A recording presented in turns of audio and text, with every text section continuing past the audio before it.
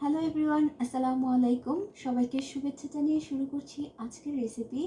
আজকে আমি আপনাদের সাথে ডিমের আরেকটি নতুন রেসিপি শেয়ার করব, যেটা খেতে অনেক মজার। চলুন তাহলে শুরু করা যাক। প্রথমেই আমি কড়াইতে 2 থেকে 3 টেবিল চামচের মতো তেল দিয়ে দিলাম। এবার এর মধ্যে দিয়ে দিচ্ছি হাফ চা চামচ লবণ আর একটুখানি হলুদের গুঁড়া। এখন এগুলোকে একটু নেড়ে মিশিয়ে নিব। মিশিয়ে নেওয়া হয়ে গেলে হালকা যখন তেলটা গরম হয়ে আসবে তখন দিয়ে দিচ্ছি ডিম। ডিমগুলো আজকে আমি অর্ধেক করে নিচ্ছি, আপনারা চাইলে আস্তেও রাখতে পারেন। এখানে আজকে আমি 3টা ডিম নিয়েছি, আপনারা মানুষ অনুযায়ী বাড়িয়ে বা কমিয়ে নিতে পারেন। এবার একটা সাইড হালকা ভাজা হয়ে গেলে আরেকটা সাইড উল্টিয়ে দেব। একটা জিনিস মাথায় রাখবেন, যারা নতুন রাঁধুনি আছেন, ডিম সবসময় অল্প আঁচে ভাজবেন, তাহলে ফুটে উঠবে না। যদি আঁচটা বাড়িয়ে দেন তাহলে উপরের চামড়াটা ফুলে একদম ডিম ভেঙে যাবে, আবার আপনার শরীরে ছিটকে আসবে। তো যখন দুইটা সাইডই ভালো করে ভাজা হয়ে যাবে, দেখুন কালার চলে এসেছে, ঠিক এই পর্যায়ে আমি এই ডিমগুলোকে উঠিয়ে নেব।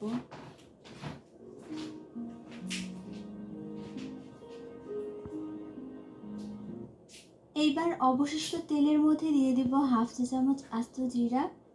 জিরাটা কিছুক্ষণের জন্য একটু ভেজে নেব, পুড়িয়ে ফেলা যাবে না, সেটা খেয়াল রাখবেন। জিরাটা হালকা ভাজা হয়ে গেলে এবার দিয়ে দিচ্ছি পেঁয়াজ আর কাঁচামরিচ।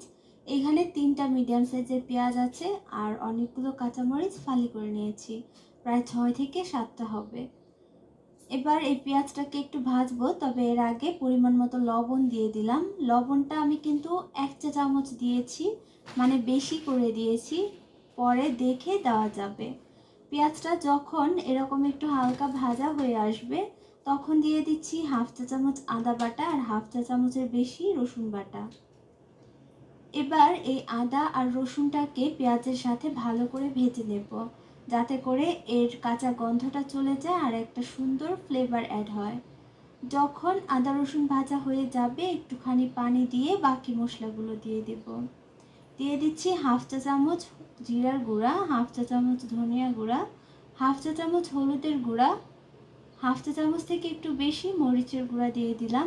যেহেতু অনেকগুলো মরিচ দিয়েছি তাই এমনিতেই ঝাল হয়ে গেছে, মরিচের গুঁড়াটা কম দিয়ে দিয়েছি।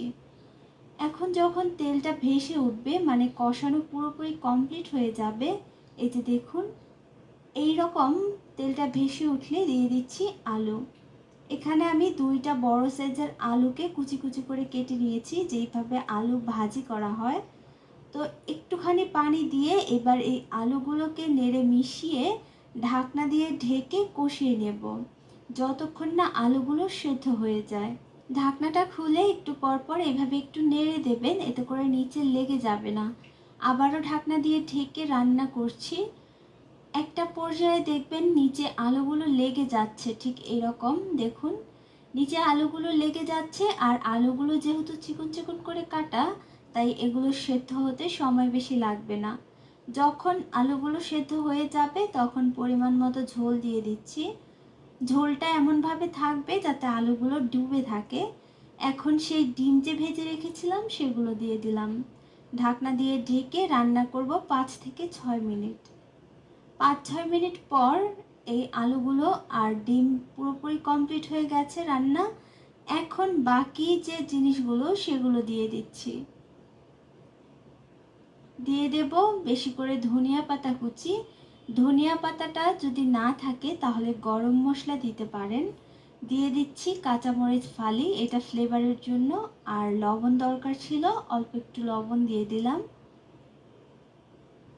এই পর্যায়ে আপনারা চেক করে নেবেন লবণ হয়েছে কিনা। লবণটা দেওয়ার পর এরকম একটু ঘুরিয়ে নিলেই কিন্তু মিশে যাবে। এখন এই পর্যায়ে ঢাকনা দিয়ে গরম গরম ভাতের সাথে এই তরকারিটা খেতে ভীষণ ভালো লাগে। বাসায় একবার হলেও বানিয়ে দেখবেন। আশা করছি সবসময়ের মতো আজকের রেসিপিও ভালো লেগেছে।